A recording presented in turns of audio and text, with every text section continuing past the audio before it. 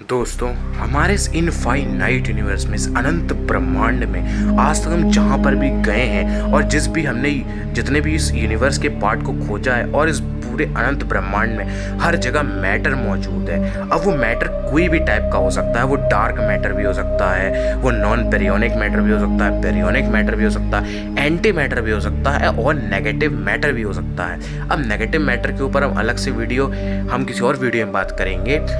तो हमने ये देखा कि इस दुनिया में, इस ब्रह्मांड में हर जगह मैटर है और रेडिएशन है। अब मैटर क्या होता है? वो वस्तु जिसके पास मास हो और वो कुछ ना कुछ एरिया को कवर करे, वो मैटर है। जैसे आप भी मैटर हो और जो भी जगह आप जितना भी चीज़ अपने आसपास देख रहे हो वो हर चीज़ मैटर है। और पहले सारे साइंटिस्ट यही सोचते थे कि इस दुनिया में हर जगह मैटर मौजूद है, रेडिएशन मौजूद है।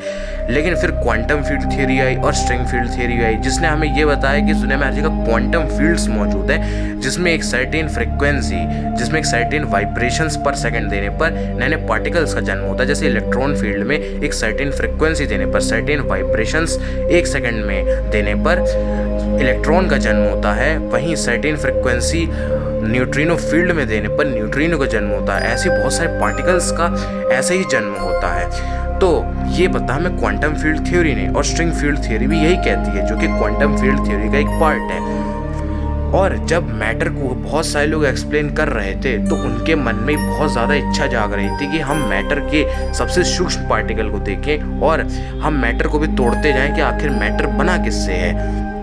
तो जैसे कि अगर पानी रखा हुआ है H2O, जिसे हम डाइहाइड्रोजन मोनोऑक्साइड भी कहते हैं, तो वो भी दो एलिमेंट्स मिलकर बना हुआ होता है, जो कि हाइड्रोजन और ऑक्सीजन। अब हाइड्रोजन और ऑक्सीजन भी एटम से मिलकर बने हुए होते हैं। जैसे एक मॉलिक्यूल H2O का दो हाइड्रोजन एटम्स और एक ऑक्सीजन के एटम से मिलकर बने हुए होते हैं, और ये भी क्या है, एटॉमिक लेवल पे। अब फिर एटम्स को भी छोटा करते गए तो हमने देखा कि एटम्स के बीच में एक न्यूक्लियस है जिसके अंदर प्रोटॉन्स और न्यूट्रॉन्स रहते हैं, और फिर उसके आसपास इलेक्ट्रॉन क्लाउड में इलेक्ट्रॉन चक्कर काट रहा होता है, और इलेक्ट्रॉन की प्रोबेबिलिटी हर जगह अप्रोक्सीमेटली 1 होती है एटम की। फिर हमने ये देखा कि न्यूक्लियस भी प्रोटॉन्स और न्यूट्रॉन्स से मिलकर बना हुआ होता है, और फिर बहुत सालों तक तो लोगों को यही लगता गया कि प्रोटॉन्स और न्यूट्रॉन्स ही वो पार्टिकल हैं जो सबसे छोटे पार्टिकल हैं, सबसे सूक्ष्म पार्टिकल हैं। पर ऐसा बिल्कुल नहीं है। प्रोटॉन्स और न्यूट्रॉन्स भी क्वार्क्स नाम के पार्टिकल से मिलकर बने हुए होते हैं, और ऐसे ही जितने भी पार्टिकल्स हैं उन सब के हमें पार्टिकल्स मिले, जैसे फोर्स जितने भी मौजूद हैं और जितने भी मैटर है। और फिर से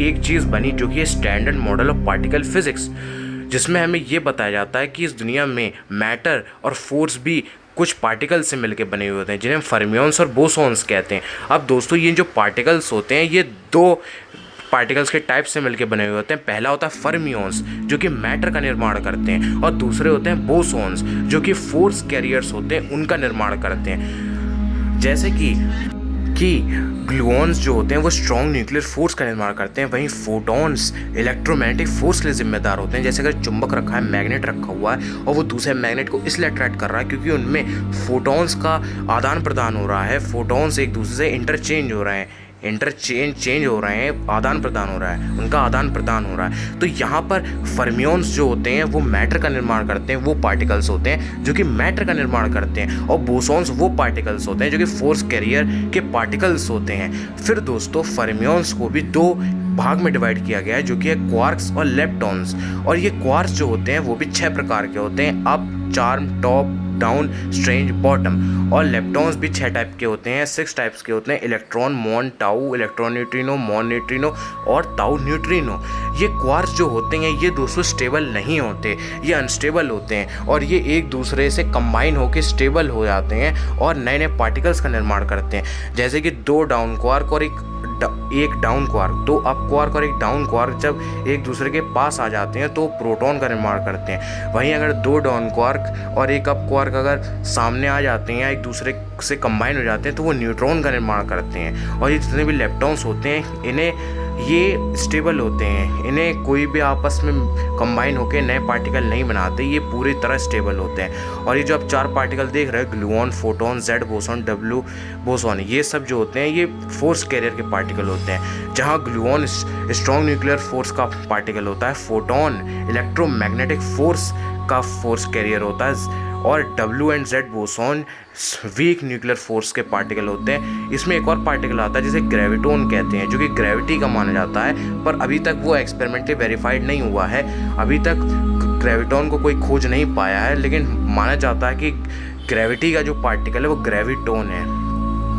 फिर क्वार्क्स भी हेड्रॉन्स पार्टिकल्स बनाते हैं। क्वार्क्स एक दूसरे से मिलके स्टेबल होके नए नए पार्टिकल्स बनाते हैं जिन्हें हेड्रॉन्स कहते हैं। फिर हेड्रॉन्स भी दो नाम के पार्टिकल्स से मिलके टाइप होते हैं, यानी हेड्रॉन्स भी दो भागों में डिवाइड होते हैं, जो कि होते हैं बैरियॉन्स और एक होते हैं मेसॉन्स।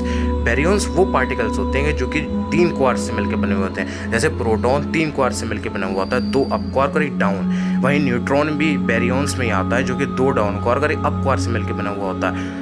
और मेसॉन की कैटेगरी में काउन और पायन्स आते हैं, जिसमें 2 क्वार्क से मिलकर बने हुए होते हैं ये पार्टिकल, जो कि 1 क्वार्क और 1 एंटी क्वार्क से मिलकर बने हुए होते हैं। तो इन्हें हम मेसॉन कहते हैं।